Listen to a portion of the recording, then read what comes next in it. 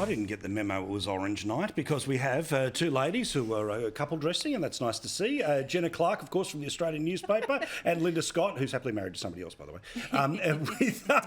with the City of Sydney Council. Kristy McSweeney joining us from the PR Council in Melbourne. Ladies, let's get into this. So, how hard is it to say no? All right? Now, I've uphill and down dale at the start of the show, right? Which is, if at the moment the issue the federal government is dealing with is can we trust you, right? That's a rather significant issue, especially on the issue of tax. When you get asked about any changes, you say, no, hell no, I'll resign before there'll be any changes. Instead, we got this from Katy Gallagher this morning. Roll the tape. Do you mind repeating after me this morning, there will be no changes to negative gearing under our government? We have no plans to do that, Carl. We don't. We've got a full tax reform. It's not what I asked. Would you mind repeating after me? There will be no changes to negative gearing under my government.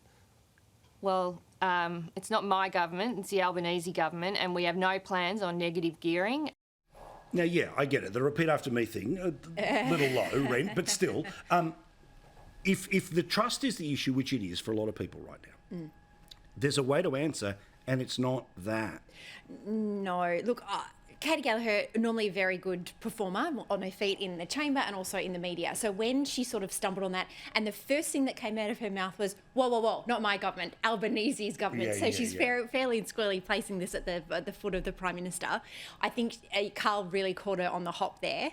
And the fact that it looks like that the relationship between Jim and Katy seems to be deteriorating, because whether the communication has broken down and they haven't got their lines together is one thing. But I think everyone now is scrambling because all of a sudden the honeymoon is finally over with the Albanese government. Correct. Well and truly, I think we're well and truly past first fight stage with the Australian people at the moment. But again, Kristy, you've run for office, you've spoken, you've advised people in both politics and in the private sector. Now, again, it's pretty simple. If you asked me a question, Paul, any plans for this show to go to Channel 2?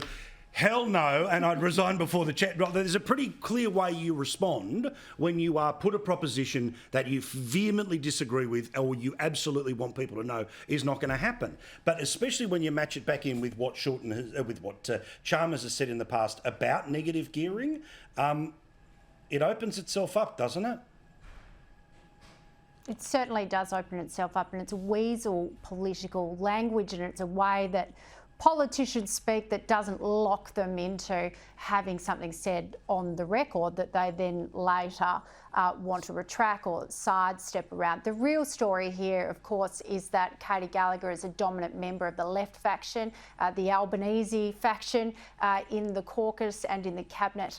Jim Chalmers is a dominant member of the right faction. We know that he is gathering numbers and he's out selling the tax cuts for his life, and he's doing a very good job. He's an excellent media performer.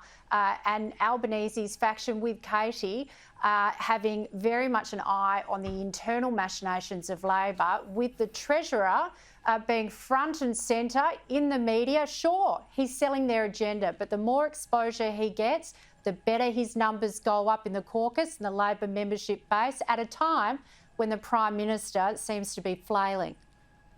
I mean, we're in a scenario, of course, we can't pretend that the Labor Party leadership rules aren't different than what they were before, and it's like, 75% of caucus and only on the second blue moon of the month. We all get what the thresholds are, so I'm not going to go too far down that track, but I just want to go back to that idea, Linda, which is, not dismissing what you just said there, Kristy, about the long-term game, right? That is clearly what's happening, and I'm not dismissing other people's reporting. But I just want to focus in again, Linda.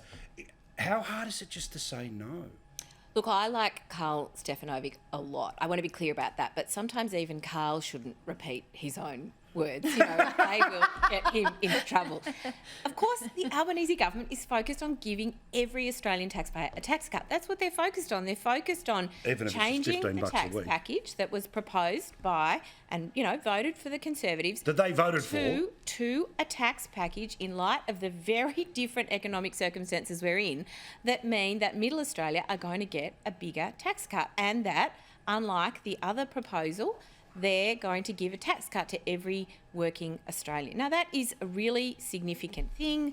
They've been provided advice by Treasury that it's not going to impact inflation. So this Because is it's so small. sensible approach. And it's going to give relief to people who need it. I think that's a really good thing.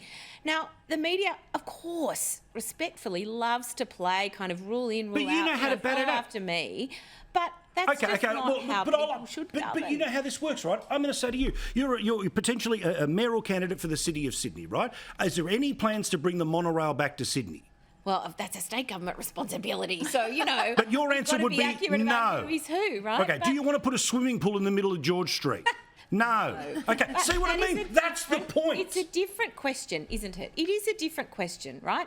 This is a talk show host in a morning television show playing fantastic gotcha games. Sure, but the minister a very falls senior into the member of the Albanese government. So this is my point, though. You've just heard, right? Let's be clear. You've just heard Liberals trying to explode this into leadership and things that it absolutely, patently is not.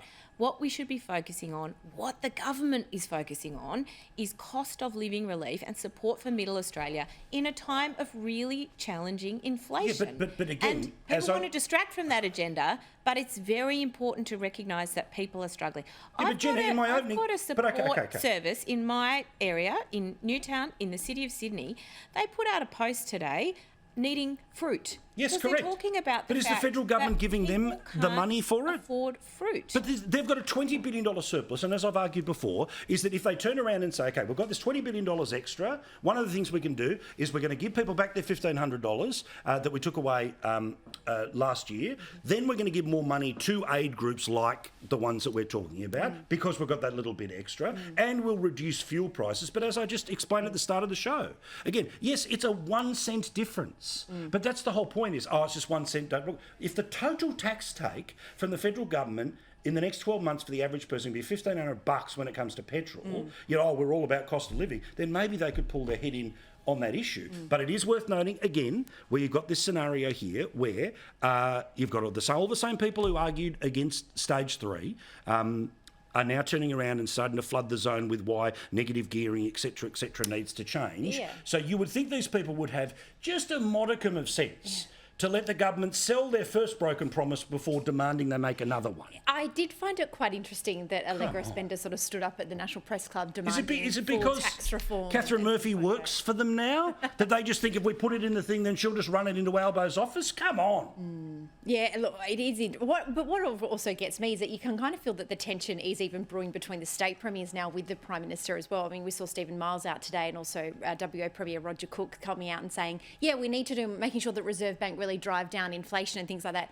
WA alone is on a $5 billion operating surplus. So I think Mr Cook probably needs to look in his own backyard before he starts knocking on the door of the RBA. Don't start me on WA politics. More than happy to spend an hour on it, though.